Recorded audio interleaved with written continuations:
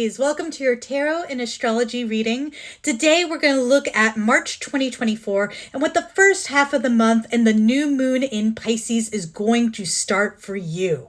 Then we're going to take a look at what's culminating in the second half of March and what's going to kind of shake up in your life when it comes to that lunar eclipse in your 7th house. But before we get to the monthly forecast, I do have two very special cards for you. They are the like card and the subscribe card. So if you appreciate having a heads up on the upcoming energies in your life, these actions are just a huge help to this channel and to its growth. So thanks. Now let's start with the first half of March and the new moon in Pisces. It's going to be hitting your 12th house, Aries. See, new moons are a great time to plant seeds. When the moon is dark in the heavens, the ground is fertile for new intentions and new ventures. This particular new moon on March 10th will be sextiling Jupiter in your 2nd house, amplifying your ability to really call in resources and call in abundance. Also, Mercury will be in your 1st house around this time, and it's going to aid you with clarity in thought and in word. And with Venus and Mars in your 11th around this time, it's going to be fertile ground for you to plant seeds in the realm of friendship, relationships, and community relations. So as you can see in the first half of your March spread, we have 2 aces. So 2 seeds that Spirit is urging you to plant. The aces of the tarot are related to Keter on the Kabbalic tree of life, which means they're the closest to source energy. This is all about starting new intentions. So beautiful that we have 2 aces on a new moon. So one of these seeds is around communication and clarity. That's the Ace of Swords. The other seed that you'll be planting or should be planting would be around emotional fulfillment and love with the Ace of Cups. The energy is just fertile for both of these seeds. And I really feel like this whole first row is about allowing these new moon energies to release any fear or worries that you have about speaking your truth when it comes to the most important relationships and ventures in your life. You see, the 9 of Swords is like the energy of being up at night, worrying, waking up, just like almost from a nightmare. You know, that kind of sensation of being up at like 3 a.m.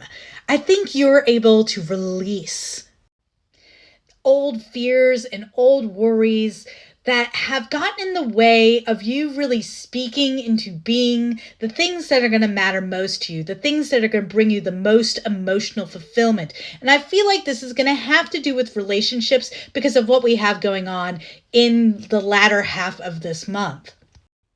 You see, in the heart of this spread, we have a card about past relationships and old energies and really holding on to those energies with the 6 of Cups here.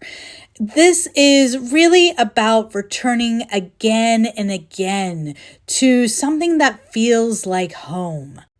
And I think that you've been taking some time with this since we have the Knight of Pentacles crowning this card. The Knight of Pentacles is the slowest moving knight in the deck, and it really is about the energy of using discernment. So I feel like this has been a long time coming for you, Aries. I feel like you've really been kind of thinking about what relationships from my past, what situations from my past that I continue to hang on to, what is causing me agita, as my grandmother would say, what's causing me anxiety, and what is something that truly makes me happy. And planting the seeds, being able to speak your truth about your emotional fulfillment in regards to this, saying, okay, I'm just no longer going to deal with the things that keep me up at night, that keep me worried, that keep me concerned. And instead, I'm going to be shining a light on the things that really speak to my soul, that really leave me feeling fulfilled. So I see you in the first half of March, really taking the time necessary to go within, to connect to your higher self, so that you know what dreams need to fall away and which ones are ready to be embraced, which is very Piscean energy. And I feel like these seeds are really about getting into an energy of mental health and mental well-being. When we see the Four of Cups reversed, we're really embracing a more sober way of living. And I think this is going to allow you to ultimately kind of stand in your power when it comes to the things that you truly want to commit to in your life. No matter what friends or family or society might have to say about it. So, in the Seven of Wands, we are seeing a figure ready to defend himself from anybody trying to attack, anybody trying to knock him down off his pedestal, anybody who doesn't quite understand why he's got these mismatched boots, right? And although he feels like he is a little bit on shaky ground, he's standing there in his power, in his truth, defending what he knows is right for him. And I feel like that is really the kind of commitment that you're planning on making here with the Hierophant. The Hierophant is a card about commitment. It's also a card about opening yourself up to new mentors and opening yourself up to maybe more traditional ways of thinking. So I don't know if maybe you grew up in a relatively untraditional household and now you're saying, look, I just want to do things kind of the traditional way for a while and see how that works out for me. It also can just mean that you're learning from new resources when we see the Hierophant. So part of this seed of communication and clarity and seed of emotional fulfillment that are being planted, it could have to do with educational pursuits, things that you're wanting to really study. And you really don't care what anybody else thinks about it. You're like, I've been thinking about this a long time. I've used my process of discernment, and you're just going to have to respect my decision. So Aries, I think this Pisces new moon is going to be particularly empowering for you. You are really connecting to your most authentic self. Because again, we have another card of discernment, the Hermit. And the Hermit, what he does is he takes the time to go within, to find what lights him up so that he can bring it out and shine that light for the world. When we see it in the reverse, this is the Hermit saying, yes, I am ready to shine. So in the first half of this month, you are really just doing what you can to connect to your most authentic self, discovering that light inside of you, and just taking the decisive steps you need to take in your life to allow that light to shine. With the Sun and the Eight of Swords reversed in the overall energy for the first half of March, I think this is just you walking away from anything that has had you up in your head and instead embracing what brings you joy. And I feel like this whole first half of March is really primarily just laying the groundwork for you to make some major changes when it comes to the relationships in your life. And when that full moon lunar eclipse hits you in your 7th house in the second half of this month, you just have to keep steadily showing up and watering the seeds that you have planted around the first half of the month, because boy, oh boy, are they about to bloom. Aries, in the second half of March, that is when the lunar eclipse in Libra is hitting your 7th house. Now, eclipses can be kind of a chaotic energy. Definitely big changes are pretty common around eclipses. You can expect some big changes in the area of relationships. So the 7th house is all about primarily your romantic relationships, but it can also be about friendships and family relationships. Now, with it being a full moon, basically that is usually a culmination. An eclipse is like the even more intense version of that culmination. It's like this is something that's been building and building and building and building to fruition. And now finally, we're going to see a lot of action all at once. So with Venus and Saturn around this time conjuncting in your 12th house, I think you're finally going to get a new perspective on all of your relationships. It's been kind of building to this point with this eclipse, and we're going to be able to, by the end of March, let go of any bad relationships or just see our relationships from an entirely new perspective and really be able to define for ourselves what's going to make us happy, what's going to bring us domestic bliss. So I love how in the second half of March, the moon is in the center of your spread here. Yes, because I feel like the moon is playing a huge role right now for you. I think you're setting intentions around the new moon that you are going to see kind of come into that final phase of culmination around the lunar eclipse.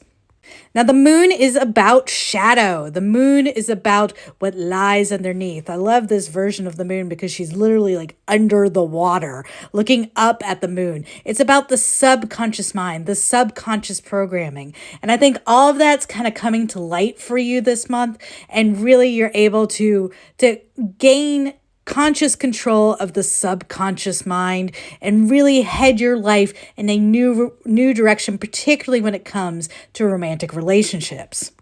Because I just have to show you here before we get into all the different rows. We have the Lovers at the bottom of the first row, and we have the Two of Cups at the bottom of the third row. This is definitely about love for you, Aries. In the first row here, we start off with the Queen of Pentacles reversed. I feel like you've just been in this energy like, I can't give to myself, I can't give to my home, I can't give to my family in the way that I want to. The Queen of Pentacles reversed is the archetype of the bad mother. And I feel like she's only the bad mother because she can't seem to figure out how to care for herself first. So Aries, if you've had some relationships that are really imbalanced, and I think you have been noticing more and more and more, particularly as we progress through March, how these relationships are just not serving you anymore. They're actually keeping you stuck, because when we aren't putting the oxygen mask on our own face before putting the oxygen mask on other people's faces, which is very much the energy of the Queen of Pentacles reversed, you're just gonna pass out, okay? If you're not giving to yourself, not giving to your soul, not attending to your needs first, then like nothing else works. And I feel like you've had some relationships in your life that have been particularly draining and that you're getting a new perspective on. Like, I don't know that you always realized that that's what was going on here, but it's like your eyes are being opened now and you're like, nay, nay, nay, nay, nay. And I know what I want. It's not this, but I'm going to go after what I do want. Because you're making some difficult choices here, right? We have two cards of choice. We have the Two of Swords and we have the Lovers. Now, the Two of Swords is, you see, she's got a blindfold on, right? And she's kind of being pecked at by these birds in this particular version. But basically, she does not know what direction to head in. And neither side seems really great, because on this side, she's got this bird trying to peck her, and that side, she's got another bird trying to peck at her, right? She doesn't know which way to turn. And it's because we've been coming from this place of lack. We've been coming from this place of just like being so drained and having no more to give. She doesn't know where to turn. But I feel like with the Lovers showing up here, you are really going to start understanding what direction you need to take. So the Lovers, this is a card about romantic relationships.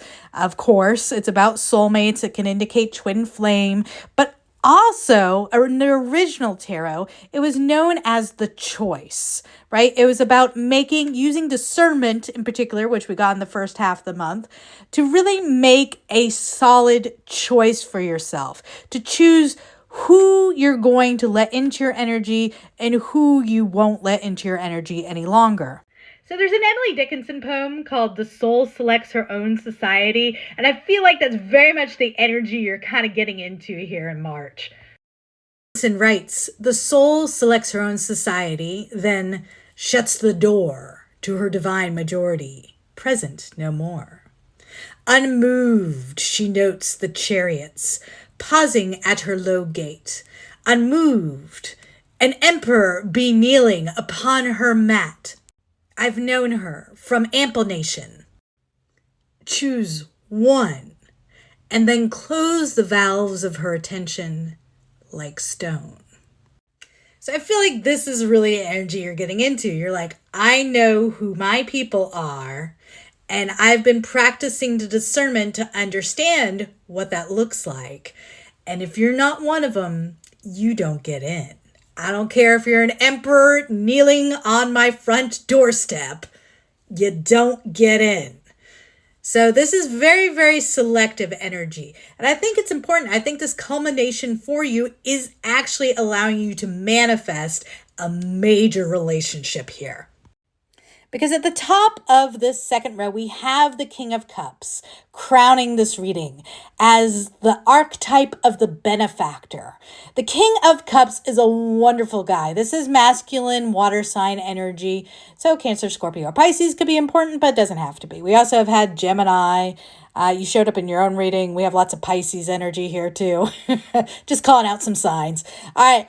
But basically, this is someone who is going to support you emotionally, intellectually. This is an energy that really can hold someone else. It's a card of emotional maturity, having a high emotional IQ. And I think that's where you are. You're like, I only want that. And I'm not interested in anything that knocks me off emotional balance. I feel like this is really about you, Aries, coming into this more sober kind of thinking in your life and feeling like, you know what? It's time for me to find my person. It's time for me to settle down and really connect and really enjoy the good things in life. But that means I need a true partner who's going to support me as me. So just below the moon, now the moon is usually Cancerian energy. It also can be Pisces. The High Priestess also can be Moon or Pisces. All right, the High Priestess is a lot like the Hermit that we got in last spread. She's about going within. She's about connecting directly to Source. And I really feel like you've allowed your higher self to be a really strong guide on this journey for you around relationships, around domestic bliss. And we can kind of see here, it's coming from a place of very sober thinking, again with Four of Cups reversed here. Basically, we are really getting into the energy of really thinking in a way that's logical, where we're grateful for the little things in our life, where we understand all the little blessings that surround us. It's like the attitude of gratitude kind of thing, right?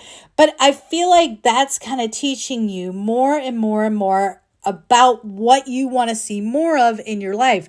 You don't want to be in this depleted energy anymore. And so we're making these choices. They're very spiritually connected to have more of a benefactor energy in your life. And you're speaking this intention. You planted the seed and now you're manifesting this true and equal partnership. Gemini energy could be important. Of course, the Magician is Gemini. But you have all the tools at your disposal to create a partnership or to get into a new partnership that's really going to be very emotionally fulfilling for you. Let's check out this overall energy because it's something else. I actually got 3 cards in the overall energy here. Just amazing. Again, another Pisces. The Hanged Man. The Hanged Man is all about getting a new perspective, right? The hangman hangs upside down in these cards, okay? And it's so that the hangman can see things in a new way, see things in a new light. And I really feel like you are seeing the relationships in your life in a new light. Now, you showed up in your own reading here with the Emperor. So the Emperor is Aries energy. The Emperor knows how to build empires, right? Knows how to see the things that they want, take the diligent steps each day, day in, day out, and work towards really building that empire, really creating the life that they want. And I really feel like that's what's happening here with the 10 of Cups. This is the energy about being with your person. This is complete emotional fulfillment. This is domestic bliss. You see the rainbow and the kids playing in the background and the couple in the foreground. Really, this is about you gaining a whole new perspective about how you most authentically experience your domestic bliss, your happily ever after. So Aries, it seems like you are coming to a culmination by the end of March that's resulting in you ending up with the love of your lifetime. That's what I have for you for this month. Really exciting month for you, Aries. Please do let me know how it goes for you in the comments. And thank you so much for being here. Again, if this reading was helpful, please do like. Please subscribe. It's a big help to the channel. I hope you stick around for this next video here. And I'll see you next time. Have a beautiful one.